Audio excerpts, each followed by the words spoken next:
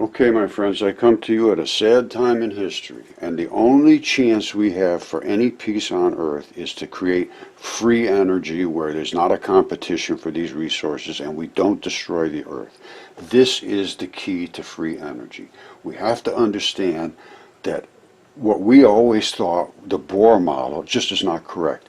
Everything is made of dipoles. This is my electron flood theory. And I can show you that these particles are light, and these particles are the photons, and they're made of black and white balls, and they separate at the venturi that we created. And this is fission, and this is fusion. And that is exactly what CERN and Fermilab wants to see. And I believe if we put a solar harvester right at this point right here, and collected that increased value of energy, which is approximately 207 times is what CERN says, we could at least harvest a portion of that and then use a very small part to keep the laser going, and all of that would be absolutely 100% free energy. No pollution, no worries about it running away, free. This is fission and that's fusion. Fission and fusion. Cold, no additional energy added.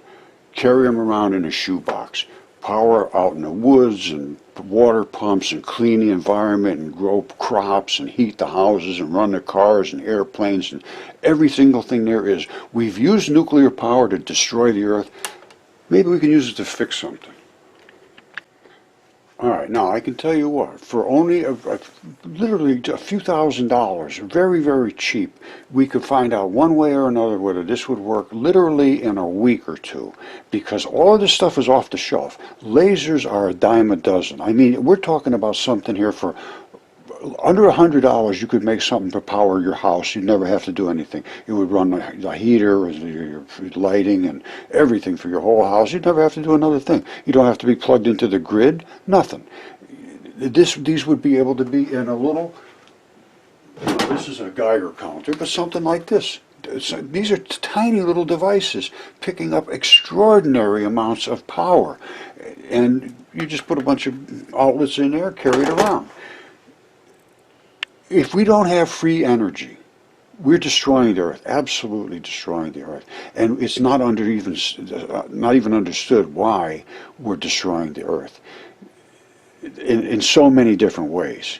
And there's nobody's going to get hurt by this. There's going to open up so many different avenues of new jobs and so forth to create everything. Everything's going to have to be changed.